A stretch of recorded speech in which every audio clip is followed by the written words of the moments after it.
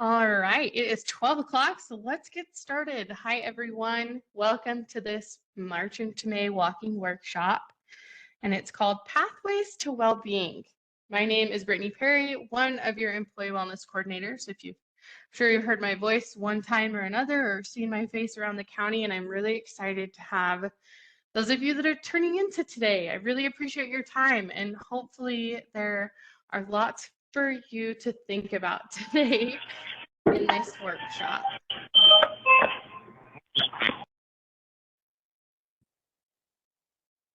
There we go. All right. So as it is only fitting to incorporate this year's theme of March into May, stepping through time, today we're going to be doing just that. So without further ado, we encourage you to move around throughout this workshop. So if your current work schedule allows it, perhaps you're walking around your office, stretching at your desk, marching into place, or maybe you're going to tune into a later date and move around this next time. Let's do it. So today, let's jump into our time machines, lace up those shoes, and take a big time jump back to the period of 384 BCE to 322 BCE. We are visiting someone very special today and in this time period, and his name is Aristotle. Let's explore our pathways to well-being together. And without further ado, so now before I jump back into some philosophic ideas, it would be best to lay some background. After all, you did just jump back 2,409 years, and you may be a little confused as to where you're at and unsure of what pathway to take next. So follow me closely as your time traveling guide, and we're going to get you caught up to speed. So Aristotle lived from 384 BCE to 322 BCE. Aristotle, if you're not familiar, he was a Greek philosopher and a polymath. So just a basic understanding, a philosopher is someone who studies and thinks very deeply about fundamental questions, things like what is reality, what is knowledge, what's good or bad, how we should live. And they use reason and logic to understand the world and human life in general. And the logic is a key part of this because they're not just relying on myths or traditions and emotions. It's based heavily in reason and logic. And then when we hear that Aristotle was also a polymath, this is referring to someone who is knowledgeable in many different subjects. Aristotle didn't just study philosophy. He also studied biology, physics, astronomy, poetry, politics, rhetoric, and logic. So basically, in common terms, he was a scientist, a philosopher, an artist, and a historian all at once. This guy was definitely busy. So around 367 BCE, right, we're still trying to get our bearings as to where we're at in time. Aristotle moved to Athens at about 17 years old. So in this time frame, Aristotle joins Plato, who was another philosopher and polymath. Plato had a learning center, a university, and it was the leading center of learning at the time. So Aristotle joined that, and from this time forward, he did graduate and move on. He studied and traveled a lot, teaching, learning, and exploring as much as he possibly could in the time frame that he had. So I love philosophy, and maybe you can tell in my voice because this has been such a fun topic to research. And the reason for it is it's very similar to well-being in general, is that it calls for a lot of thought, and there's no one direction you can and cannot take, right? So let's dive into some of these philosophic ideas. One of these philosophies that has been discussed time and time again over the ages, and one that Aristotle focused on, and one that we're focusing on today, is called Eudaimonia. Let me say that again. Eudaimonia is in tight, right? What the heck am I saying? Eudaimonia. This is the part where you may want to tune in. This is where things get really good and where we kick off this idea of the pathway to well-being. So, time travelers, you're here with me today. Stick with me and don't get lost, because it's for sure going to be hard to come back and pick you up in 384 BCE if you get lost. So stay as close as you can with me as we walk this pathway of eudaimonia. Eudaimonia is often translated into the word happiness, flourishing, or living well. But mostly it's a combo of all three words smashed into one, because it doesn't quite mean only just happiness or only just living well. Eudaimonia is not just feeling happy or having fun, it's so much more. It means living a full, excellent, and virtuous life, full of fulfillment and purpose. Whoa, right? Sounds like a super cool word that you might want to start incorporating into your vocabulary, am I right? But the idea of trying to find out how to feel and to have eudaimonia is quite overwhelming at first, right? That is a very large definition. Living a life full of fulfillment and purpose. So stick with me, and I'm going to break it down some more. And by the end of this walking workshop, I promise you're going to have lots to think about.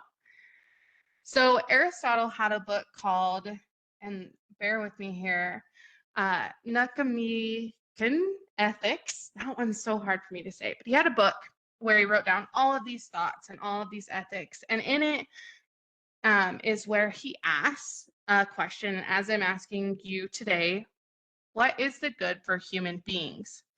Now, more plainly, the question is, what is the best kind of life? It's a loaded question. To know how to continue on our pathway of well-being, there are a few forks in the road that we're coming up on. So picture this. Use your imagination. If you're moving, don't close your eyes, but if you're sitting down, close your eyes and picture this. You're in your neighborhood, right? Every day, you've seen your neighborhood, you've seen the roads, and you're standing at a corner in your neighborhood and you look up. You see the street signs at the corner listed with road names. Obviously, everyone's seen these. Today, imagine seeing those two road names replaced with these two words, eudaimonia and the other, hedonism. Now, to understand where we are at in our pathway to well-being, we need to understand the difference in the destination that these two things will take us. Eudaimonia and hedonism. These are two different concepts. Hedonism focuses on the pleasure as the ultimate goal of life, such as finding and seeking comfort and sensory pleasure in all things. The idea of this, feeling pleasure and avoiding pain. So in human nature, right, we naturally seek pleasure. And fulfilling that desire is enough, right? It starts with seeking pleasure and fulfilling it, and then there's that. That's hedonism at its core. Now, eudaimonia is beyond temporary pleasure.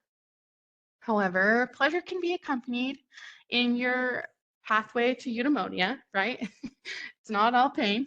But it's not the main goal or destination that we stop at. Eudaimonia is about fulfilling your potential through virtue and meaningful activities. And this is taking a lifelong perspective at all the things that are going on. Eudaimonia is not momentary pleasure, but long-term contentment, right? Okay, so we stopped at the fork in the road.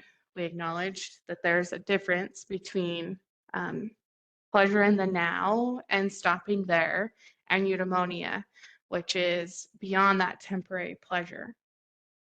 So, time travelers, we're moving right along. We're going to pass this fork in the road and figure out what eudaimonia looks like for you. So, to figure out what eudaimonia looks like for you and It's a little tricky, but ultimately, it's how you achieve it is how you define it. I know, double-edged sword. But you don't just achieve eudaimonia through luck, money, pleasure, or fame. Instead, you achieve it by living a life of reason and virtue. So there's lots of talk about virtue, and I want to break it into some simple examples. It's a very big question, right? How do we find this virtue? And definitely take some personal reflection. But I would love to provide a starting point for your thoughts, as Aristotle did. So Aristotle's philosophy of virtue is called the golden mean. It's very interesting. This is the idea that virtue is a balance between two extremes, excess, right, being too much, and deficiency, being too little. So, for example, let's take the virtue of courage. The balance, the middle, the mean between courage is cowardice, right? It's too little bravery, right? So that cowardice is the deficiency of courage. And recklessness is too much, right? It's the excess. More examples would be the virtue of generosity. The deficiency of generosity is stinginess, and the excess or having too much of it is wastefulness. Another one would be patience, right? A deficiency of patience is irritability, and the excess of patience is over passivity, right? Super passive. And the last example of the golden mean that I want to give you to really solidify this idea is the virtue of honesty. The deficiency or having too little honesty is dishonesty, and having excess or too much of this is brutal bluntness. Now, as Aristotle believed that every virtue is about finding the right amount, depending on what your situation calls for. Again, it would be so easy to say, how you achieve eudaimonia is finding that 50-50 balance between all things. And it's not necessarily the case, right? It's what your situation calls for. It's relative to you, and depending on the season of life, or if you're at work versus personal, these things change, right? The balance that you need between a virtue and one or the other. So on our various pathways of life, and the different roads that we all travel, I want you to think about your golden means. Think about these virtues, right? Patience, courage, honesty, right? What virtues do you feel like you have a deficiency or excess in? What do you have too little or too much of? Which ones have you found golden means in, right? And that is a tricky question as well, right? We can't necessarily say we've achieved a golden mean in one of these virtues forever and onward, because again, it differs from situation to situation. Now, I want you to take a look at this in your personal or professional when you're reflecting on this. Maybe you're taking some mental notes, or listen to this later and jot down some notes. But I do want to give you an example. For instance, what's courageous for a soldier might look a little different than what's courageous for a teacher, right? So again, just showing you that it depends on situation to situation. Applied personally, finding your golden mean could mean balancing work and rest, so you're productive, but you're not burnt out.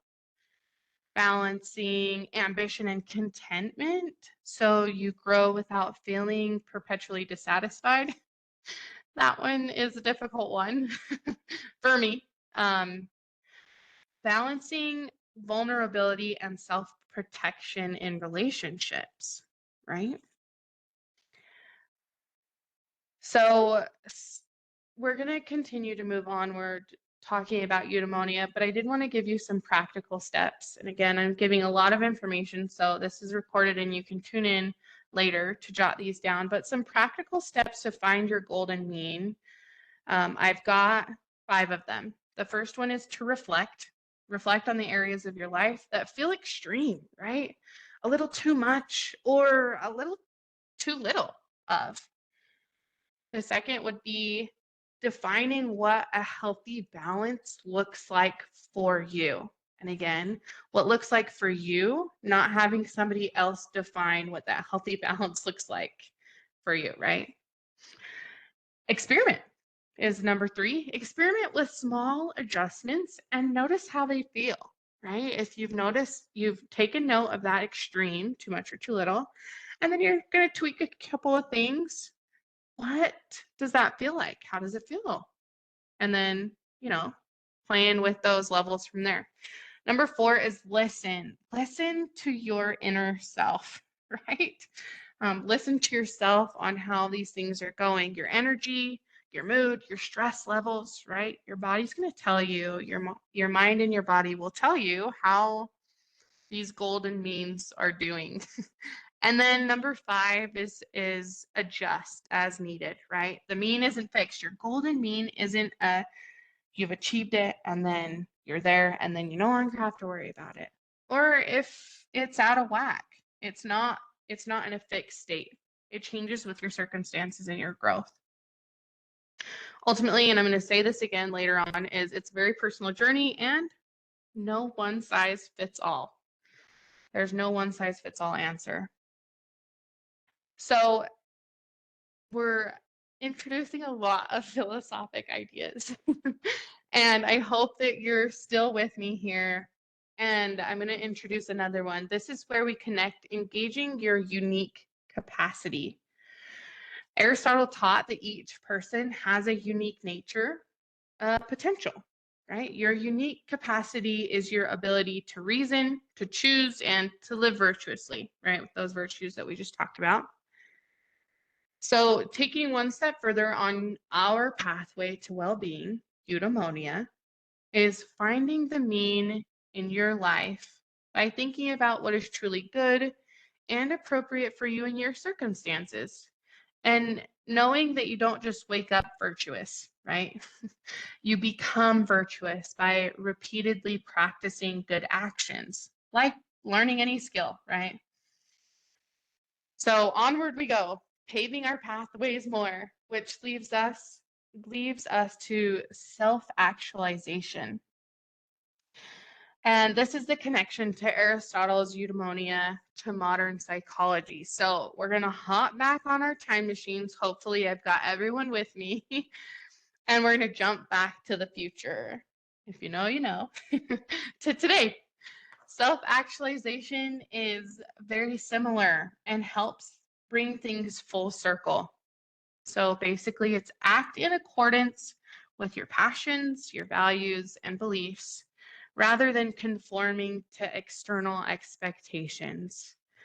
You identify your core values and passions and then make decisions that align with them, right? I think that last part of that first sentence that I said is rather than conforming to external expectations. This can be so hard because there are so many factors in our lives that determine who we are or who we should be or who we're acting like or how we're supposed to be acting.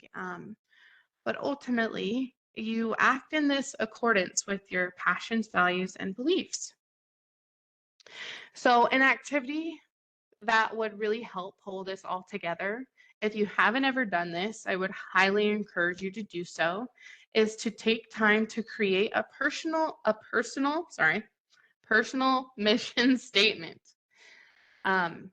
It's really important to be able to sit down and identify your passions and your values and belief, and then write down this personal mission statement so that when you're starting to feel overwhelmed in your life and you're like, oh gosh, I don't know where I'm headed or what I want to do, we can reflect on our personal mission statement. And this is not a fixed thing either. This is something that I would encourage to write it down on in a journal so that when you go back and visit this and you're like, things have changed, you can change it and then you can reflect over time.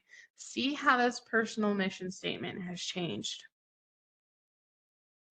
Another thing when it comes to self-actualization is I would also really encourage you to take a look at who you surround yourself with. Are these people that help you be authentically you? Surround yourself with supportive people who encourage you to be authentically you. There, I know that this would be a lot easier if I could give you a checklist, right? That's what I said in the beginning of this on how to achieve eudaimonia at the top, and then 10 bullet points. But there isn't a singular formula or checklist that I can give you. It's really about becoming excellent at being yourself. How cool is that? Let me say that again. It's about becoming excellent at being yourself. Different people are given different pathways to flourishing with our different talents, our social roles, opportunities, and choices, right? So there's lots to think about. And I have some things to condense this all to make it a bit more simple to think about. How can we continue to walk towards eudaimonia? Take time for self-reflection and record your thoughts during this time of self-reflection. Get to know yourself on a deeper level, and that means getting to know your strengths, your shadows/weaknesses, your tendencies, and your talents. And I know that sounds silly, right? Get to know yourself. And you're like, well, Brittany, I obviously live with myself every single day. But when's the last time that you did a check-in and asked, hey, do I know my strengths? Do I know my talents, right? And am I utilizing those to the best of my capabilities to make things a bit easier for myself, right? The second idea to continue to walk towards eudaimonia is use reason as your guide, right? Going back to the golden mean idea, balancing between virtues of too much and too little. So taking a look at our lives, like what I had mentioned earlier, what are we seeing in our virtues that there's too much excess or there's too little, right? There's a deficiency. Third is practicing virtue daily, right? These are habits to build, not traits that we're born with. It would be cool if those were traits that we were born with, but these are skills. These are habits, right? Our virtues, courage, generosity, patience, honesty. These are things that we need to practice every day. How are we doing that, right? Or are we just hoping that, we sometimes think about them and hopefully they're incorporated into our practices? And this is, again, personal and professional. Number 4, engage in your community. Eudaimonia happens within relationships, not in isolation. People need people. We flourish together, right? So engaging in your community, offering up those talents, your skills, your thoughts, your generosity, your courage, right?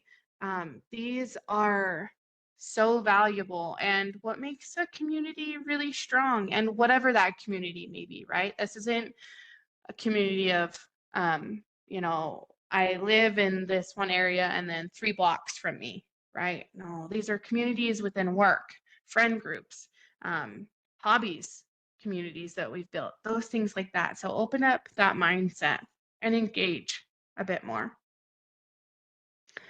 And then the 5th one that I want to pose to you, again, how we're continuing to walk towards eudaimonia, is hard, but it's part of it. Okay, accept life's ups and downs. I know it's so easy to say. It's really easy to say, actually, but not in the slightest easy to do sometimes. And if you're listening and you're caught up in one of those life's downs, I see and hear you.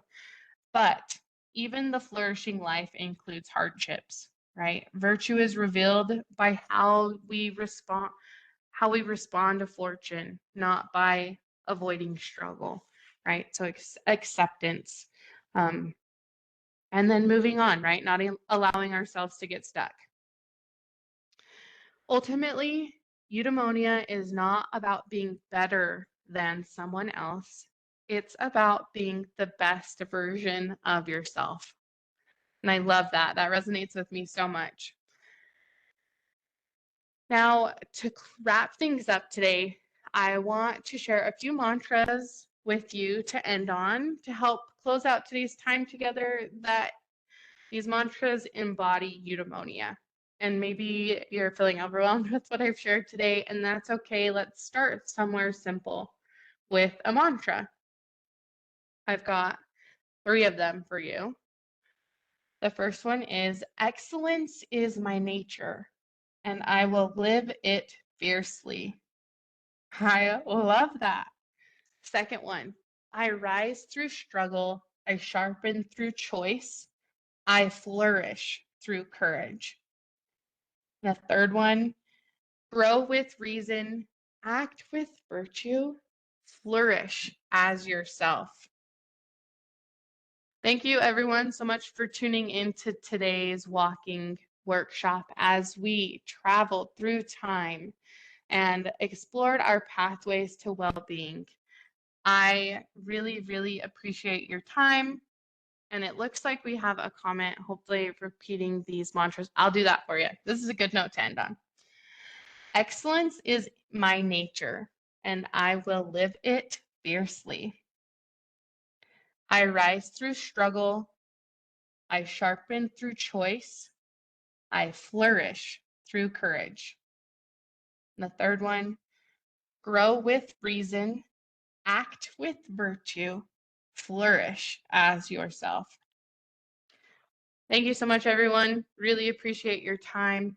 On a March into May note, please don't forget to record your steps in Well Steps and stay on those steps, stay on top of it, get moving. We often see a little bit of a slump right now, but I promise, keep moving and you're going to feel the difference at the end of it. Have a wonderful rest of your day, everyone. I'll stay on if there are any questions or anything that you guys wanted me to repeat.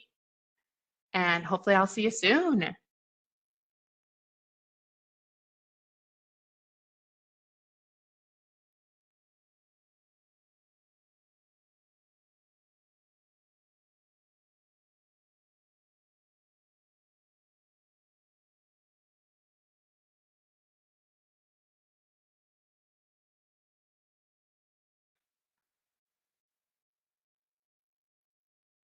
All right, Lara, it looks like you're saying flourish through. What are you asking about? I'm happy to chat about whatever.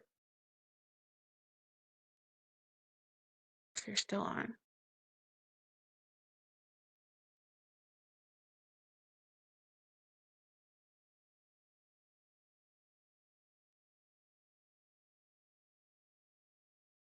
All right, Lara, reach out to me via email and I can most definitely answer any questions that you have. Thanks, everyone. Have a good rest of your day.